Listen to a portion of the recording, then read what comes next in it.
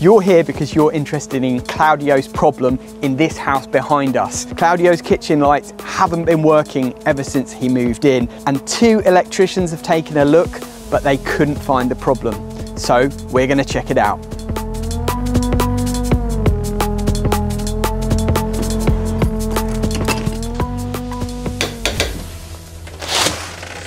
Claudio? Hello. Jordan? Claudio, hi. Nice to meet you. You too? Please come inside. Thank you. So I understand you have a tricky electrical fault. Yeah, so we've got under-counter lights in the kitchen, which haven't worked since we moved into the property. We've had someone try to fix them initially. Through a builder, we had some work done in the house when we bought the house. The builder said he's an electrician, he can sort this all out. Oh, builders who are electricians, that's already... and yeah, he said, no, he'll be back into, he's definitely going to do it. And we kept pestering, when are you going to come, when are you coming? He said, I'll be there, I'll come. And he just didn't bother to pitch, and eventually we just lost communication with him. We then contacted another local electrician who claimed, well, he can sort this out for us, no problem. Came and spent a couple of hours trying to isolate the fault. He said, no, it looks like there's maybe a short somewhere, he needs to come back for probably a day to try to find the fault. Okay. Book us in for a day. I said, cool, go for it. Didn't hear from him again for about 2 weeks. I contacted him and said, please don't forget about us. He said, don't worry, I've booked you in. This is your date, end of the month. I'll be there on Friday, 25th. Friday the 25th came, dead air, nothing. Silence. No phone call, no text message, nothing. I was like, what? Yeah, so I was a bit desperate. And obviously I've been following you guys on YouTube. All the work you do is so meticulous and it's like top tier. I thought I'll just contact you, Jordan, just say, well, can you recommend somebody in my area because I'm so desperate. And yeah, thank you. You said that you prepared to help today, so we're here to give it a go. So we like a good fault, so yeah. I mean, like I say, if you can fix it, it'd be awesome. Yeah, because I really want it working. But let's see how we get on. Okay. Do you want to show me the lights and we'll see what the situation is? So it's in the kitchen. We've got these under-counter lights on both sides. Okay. And we know they were working before. Yeah. This is the switch on this side of the wall here. Yeah. And the cable's disconnected on the switch. So I've had it myself one day, put it in, switched it on, and it just blew the mains. Was it disconnected when you moved in? Yes. Okay. Yeah. Somebody said to me, well, just check if the switch is faulty. So I took the switch off. Yeah. And the cable was disconnected. Okay. So I wired it in. And now you know why it was disconnected. Bang. Okay. And when the previous electrician came and did his investigation, what did he do? So basically, he said there's transformers at the top of the cupboards. Yeah. He said it could be one of them gone faulty, so he's tried to isolate them. He's basically, I think, cut them off at the wall, each of them. Right. Okay. Then when they were all off, power on, it's still tripped. And he said, don't worry, I'll cable them back up. I haven't actually looked to see what he's done. Okay. Because he said he'll get back to fix whatever he's done anyhow. Yeah, yeah. So yeah, I don't know what the state is up there. He reckons there must have been a screw or a nail through the twin and earth somewhere. Through a cable. And he didn't know where the junction box was or how to get to it. When you did the switch, it went bang, and then did it trip one circuit breaker or did it knock out multiple circuits? Knocks out multiple. It's like the main earth leakage goes, so the plugs go, everything. The RCD trips, RCD, basically. yeah. Okay, fine. Okay, so this is your consumer unit, classic BG consumer unit, as our viewers will know, one of my favourites. Was this already in here when you moved in? This was in, yeah. Okay. And do you know which RCD was tripping? From memory serves correct, I think it was the lights and this one on the left. This one here. Yeah. Okay. Maybe when we moved in, that builder I spoke about. Yeah. Installed these plug sockets in the garage for us. Okay. I don't know where you wire them in there, so it might be that one. I don't know. I love it when builders do electrics. It's fantastic. Well, I'm going to do neat or not neat on this consumer unit first of all, and just have a look to see if there's anything obvious in here. You can definitely tell that builders wired the sockets up in here. Oh my goodness. Been kind of like lashed in there. He's wired 3 cables all into one circuit breaker. But apart from that, it's all the original house wiring, so it's the red and black wires. So I'm guessing it's going to be one of these that has the problem. We'll go and have a look behind that light switch and see if there's anything obvious there, and then run some tests. Awesome. Right, so we're going to start by just taking this switch off. There's a couple of things I'm looking for here. Is it just a permanent live and switch line, or is there a neutral here? If there's a neutral here, it's going to make it a bit easier for us, because presumably the switch live and neutral going out to the lights will be here, and therefore we can actually do a test on the individual cable that goes out to the lights, but usually quite unlikely for a property of this age for that to be the case. Yeah, so unfortunately we're not in luck. It's a new twin and earth cable, and that'll be the permanent live, and then that'll be the switch line, presumably. Although it's not identified. If you look at the back of this box, so the whole box is loose, which is not a good start. And there's no grommet in the back, so the cables are not protected. So we'll screw that box back and we'll try and put a grommet in just to tidy that up. But first, let me do a test on these wires and see what the readings look like. So while I'm starting to check out the testing on this switch, I've got my beautiful assistant here, Tom, who's gonna have a look up above the units and see what's going on up there. Oh, hello. Well, that could be the reason why it's going bang. So you've got a connection point up here, which is broken off, twin and earth coming down, and it looks like the neutrals going out are in with the earth on the connection point. It's probably that classic DIY or / builder thing where they put all the blues together and all the browns together. But they've put the great, and this is actually wired as a live and neutral, whereas it should be a live and switch line. Yeah. In which case, it's like the most classic DIY blunder ever, but it's so easy to fix if you know what you're doing. Let's hope it's that. Yeah, they are. Right. See, there's no neutral here. Yeah. So there should be a junction box somewhere where the permanent lives and neutrals come, and then that goes out of there into that. But look where the neutral's coming back, going with the earth. Oh, it's on the earth? Yeah. No way. Oh my goodness. So if that cable's that earth's coming back, bang bang. Yeah, that'd do it. Oh my goodness. So. Yeah. So at those lights in that little junction box above the cupboard, it looks like the neutral and earth are connected together there, which is a bit weird, so we need to investigate that a bit further. I'm doing an insulation resistance test here, which is where we put power into the wires basically and test whether there's any kind of interconnections that shouldn't be there or any low resistances where there should be high resistances. So I'm testing between what would be the switch live to the lights and the circuit protective conductor, CPC. Some people call it the earth.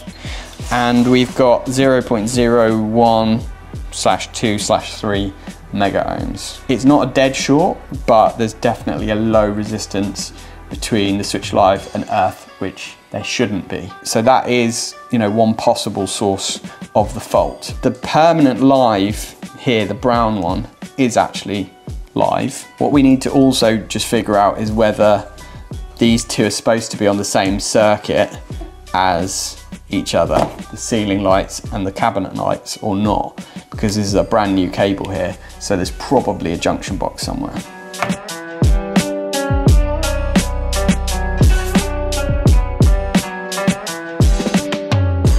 So it definitely looks like there's a hidden junction box somewhere here, which may be where the problem is.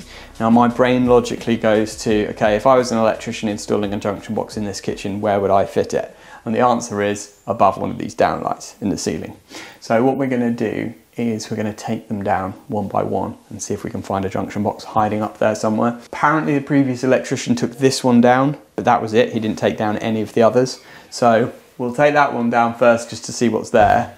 And then after that, we'll go one by one and see if we can find the junction box. Tom's guess is it might be that one, but we'll see. So we put dust sheet down because when you take downlights out of the ceiling, often you get a little bit of plaster crumbling away, stuff like that. We try and be really careful, but sometimes they're fitted with a certain tightness. But we're going to turn these lights off to make it safe first. We've got new cabling here. So there is a cable. There's nothing there, so we'll try the next one. So a little top tip for you. If you try and pull these out like that, it can be tricky. It makes it a lot easier for you if you just take the lamp out, and then that gives you a finger hold to get inside, and it makes it much easier. Oh, okay, there's a massive pipe here. Yeah, that's the ventilation for the extractor. Can't see any junction boxes there either. Oh, it's this one in the corner. Yeah, look. Both of them. They're all flickering. Okay. Wow, okay. So I'm doing insulation resistance on this. And when I do, it's actually powering up the lights and they're flickering slightly. So, but I'm doing insulation resistance from the CPC to the switch line. Now that is really puzzling. Let us know in the comments what your thoughts are as to why the lights are flickering when I'm doing insulation resistance test between switch line and CPC. I mean, the weird thing is, there's no end of line, so do you reckon they must all be on the same one? Yeah. Yeah. I'm just thinking about this logically, like why have they got them in boxes on the wall? It looks like it's been repurposed somehow, because they've got these like connection plates on the wall, which then they've like hacked to bits to be able to put the units on. All the cables are going up. Yes, that's why I've just trying to see, it's not like see where they're coming through the here. The only other possibility is that the JB is that side of the that side of the joist. Yeah. I mean, it's possible. It's possible. It's idiotic, but it's possible. Yeah. Is it the right JB? Yeah. But I mean, that would make sense that they've just split off from a JB to multiple places, right? How many cables coming out of it? It looks like 3. Yeah. So one goes down to that box on the wall. Let's just take a photo. You got that going across there, which I would assume would drop down there. So Tom's going to turn some circuits off to find out which circuit these main lights are on, and we're going to just make sure that the main lights are actually on the same circuit as the under unit lights, which they are. Yeah, that's off. Okay, so we've confirmed that the ceiling lights and the under cabinet lights, or what should be, are on the same circuit. Let's do this. Let's just do a test, insulation test between live and neutral. Well, it's not actually live and neutral. That's the thing, is it's live and switch line. So it should be a dead short. No, 0.1. Should it be a dead short? No, it shouldn't. No. We need a neutral really. What if we take a neutral out of one of these? And then, yeah, that could work. Take a neutral out of one of these. And then we can test to neutral as well. So if that is a switch live, then if we test from that to the neutral, then we should have a dead short, right? Which we don't.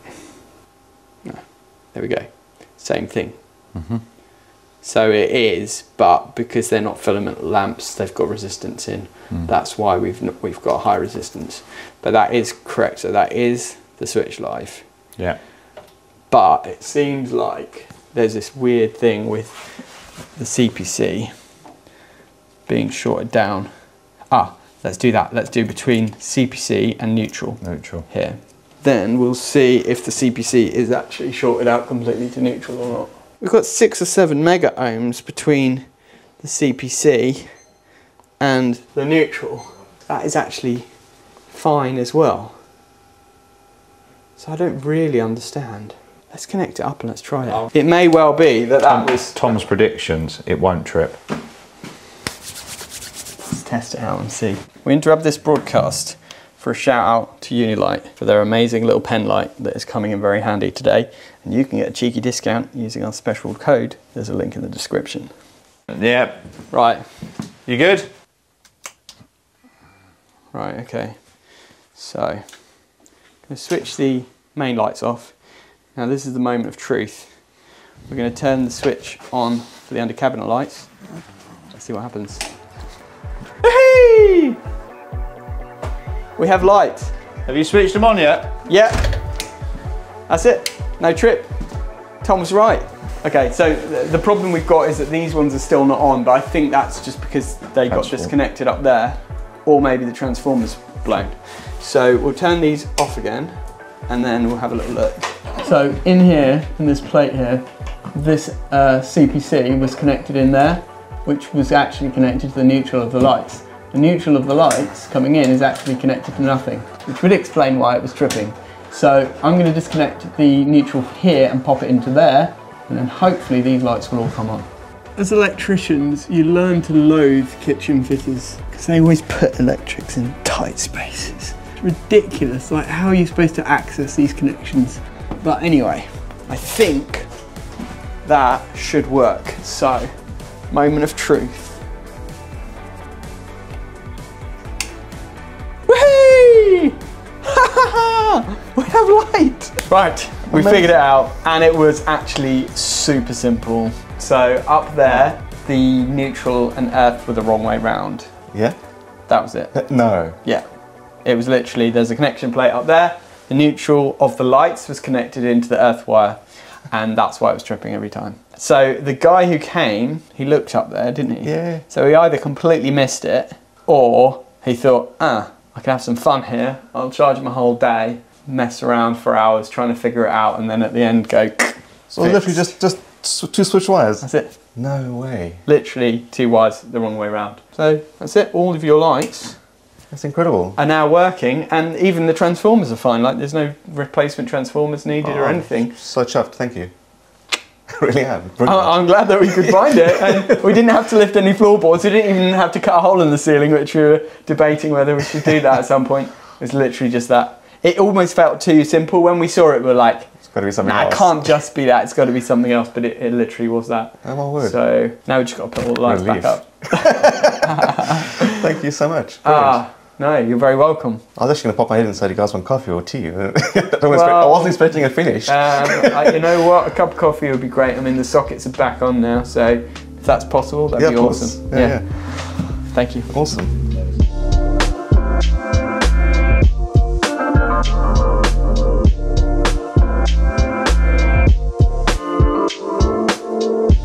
So if you like fault finding videos like this, we've got a whole catalogue of them, and we'll leave you a little playlist at the end where you can settle in and watch more. And if you haven't liked and subscribed yet, it's probably worth doing, because we do pump out a lot of cool electrical content on this channel.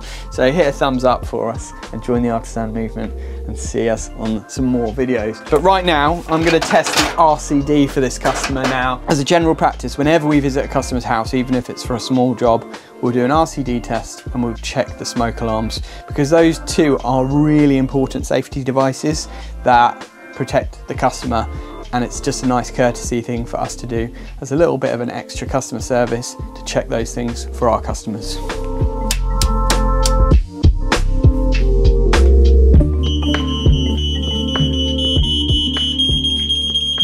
So that's it, problem solved. See you on the next one.